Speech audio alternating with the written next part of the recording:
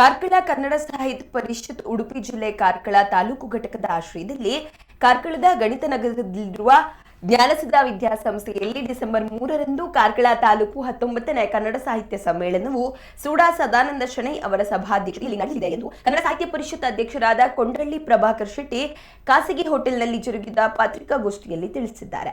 ಉದ್ಘಾಟನೆಯನ್ನ ಬೋಳಾ ಪ್ರಭಾಕರ್ ಕಾಮತ್ ಹಾಗೂ ಸಾಂಸ್ಕೃತಿಕ ಕಾರ್ಯಕ್ರಮವನ್ನ ಕಾರ್ಕಳದ ಶಾಸಕ ವಿ ಸುನೀಲ್ ಕುಮಾರ್ ಉದ್ಘಾಟಿಸಲಿದ್ದಾರೆ ಎಂದು ಹೇಳಿದ್ದಾರೆ. ಈ ಸಂದರ್ಭ ಲಕ್ಷ್ಮೀ ಹೆಗಡೆ, ಸುಧಾಕರ್ ಪಸುರಾಲು ಉಪಸ್ಥಿತರಿದ್ದರು.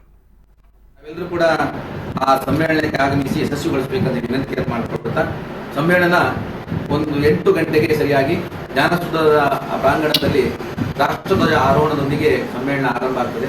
ಈ ರಾಷ್ಟ್ರಧ್ವಜ ಆರೋಹಣವನ್ನ ನಮ್ಮ ಜ್ಞಾನಸುಧಾ ವಿದ್ಯಾಸಂಸ್ಥೆಯ ಮುಖ್ಯಸ್ಥರಾಗಿರುವಂತಹ ಡಾಕ್ಟರ್ ಸುಧಾಕರ್ ಶೆಟ್ಟಿ ನೆರವೇರಿಸುತ್ತಿದ್ದಾರೆ.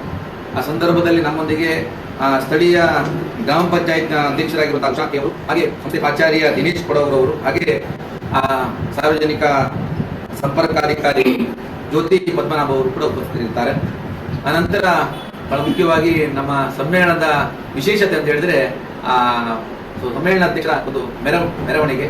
ಈ ವರ್ಷ ಒಂದು ವಿಶೇಷವಾಗಿ ಆ ಸಮ್ಮೇಳನ ಮೆರವಣಿಗೆ ಮಾಡಬೇಕು ಅಂತ ನಾವು ಯೋಚನೆ ಮಾಡಿದ್ದೇವೆ.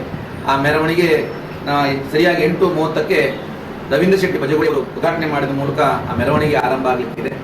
ಆ ಮೆರವಣಿಗೆಯಲ್ಲಿ ವಿಶೇಷವಾಗಿ ಜನಪದ ಕಲಾ ತಂಡಗಳು, ಅದು ಬೇರೆ ಬೇರೆ ವಿದ್ಯಾಸಂಸ್ಥೆಯ NCC ಸ್ಕೌಟ್ ತಂಡಗಳು, ಚಂಡೆ ಇತ್ಯಾದಿ ತಂಡಗಳು, ಮತ್ತೆ ಕನ್ನಡ ಸಾಹಿತ್ಯಾಸಕ್ತರೆಲ್ಲರೂ ಕೂಡ ಆ ಸಮ್ಮೇಳನದಲ್ಲಿ ಆ ಮೆರವಣಿಗೆಯಲ್ಲಿ ಭಾಗವಹಿಸುತ್ತಿದ್ದಾರೆ.